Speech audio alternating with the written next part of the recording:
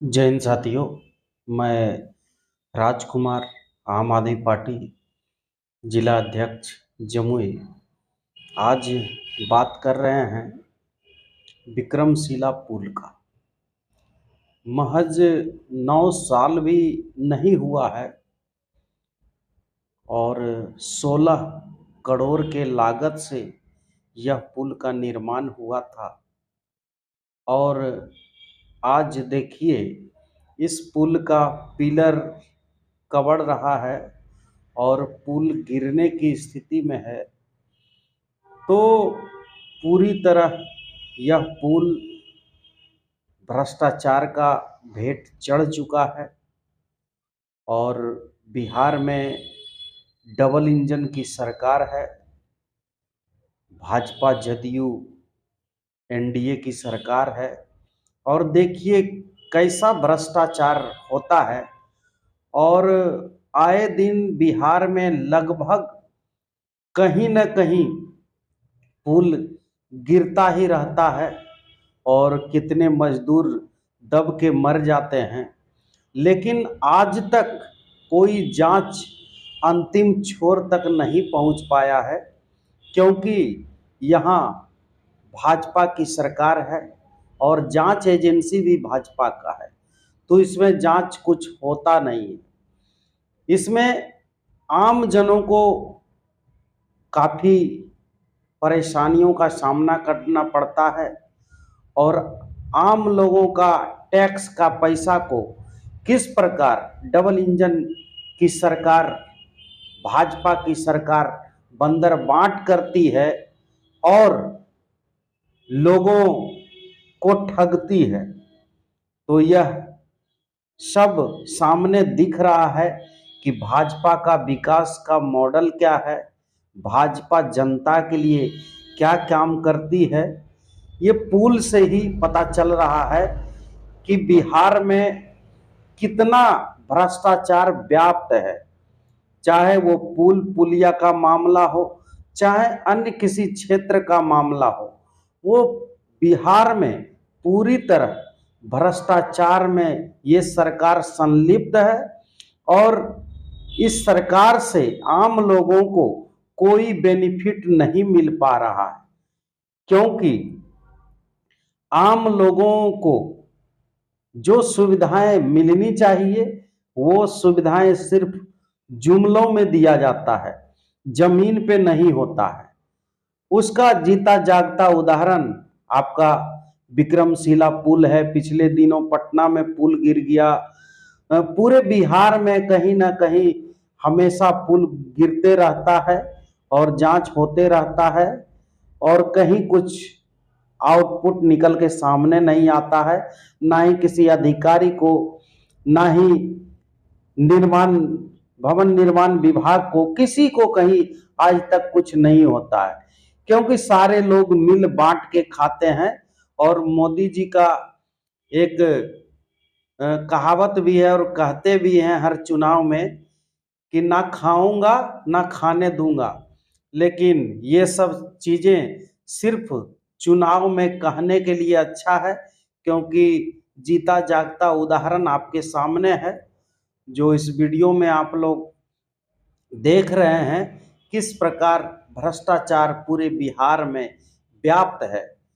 और ये पुल नहीं, करीबन हर जगह का पुल का यही स्थिति है।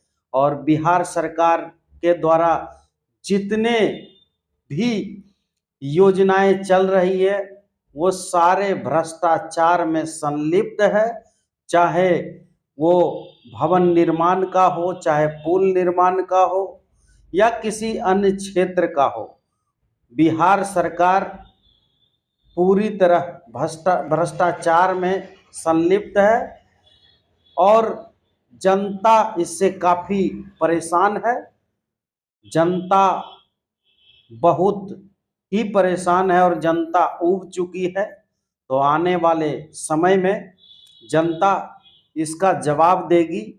नहीं तो भ्रष्टाचार जो भी अधिकारी किए हैं उसको सजा मिलनी चाहिए।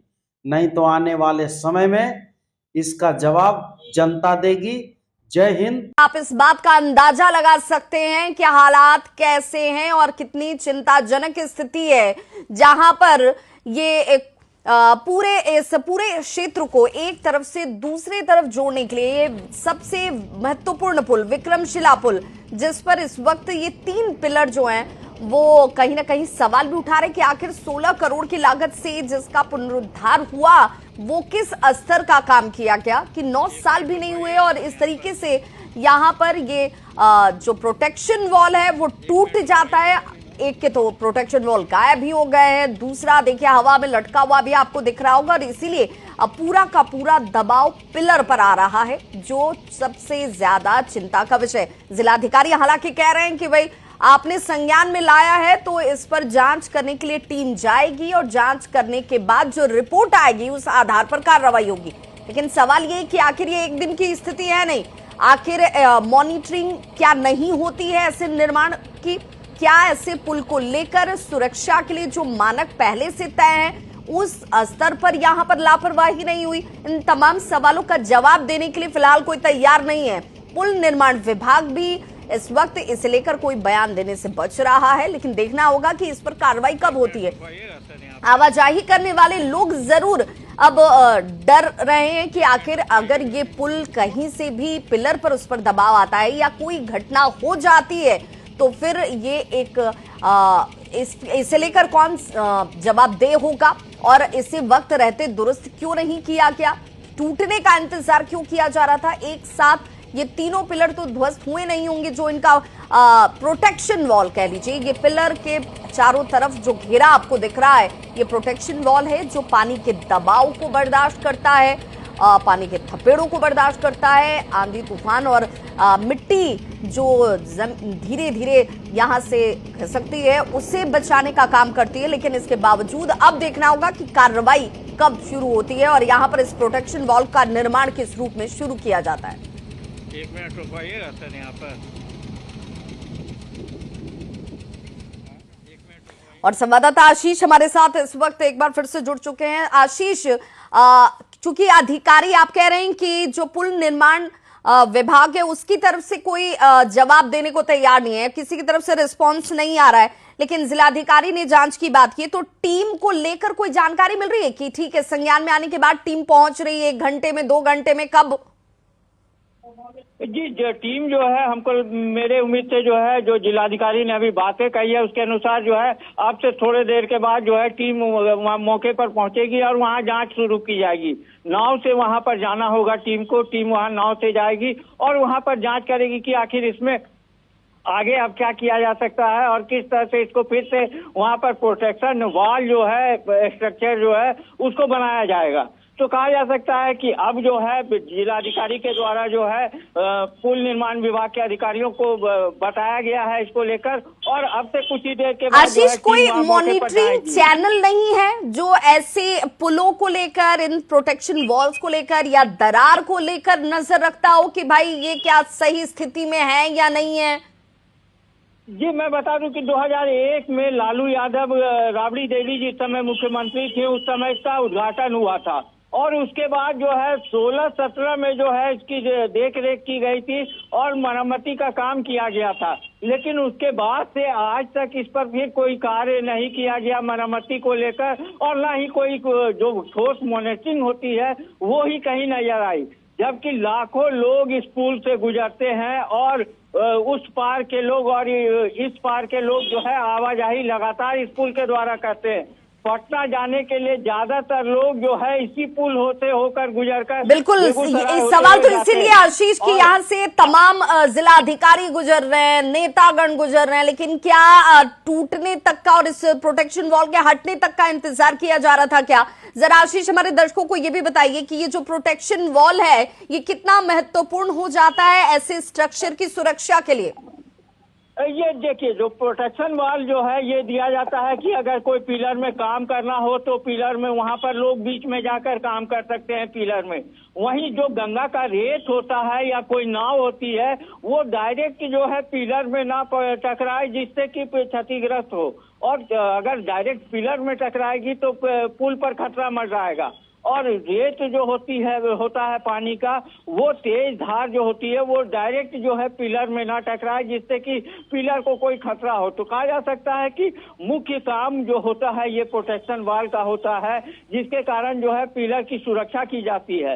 लेकिन जब यही ध्वस्त हो चुका है तीनों का, और कहा जा सकता है कि ये कोई आज की बात नहीं है कि आज ये टूटा होगा, ये महीनों पहले जो है ये ध्वस्त हो चुका है।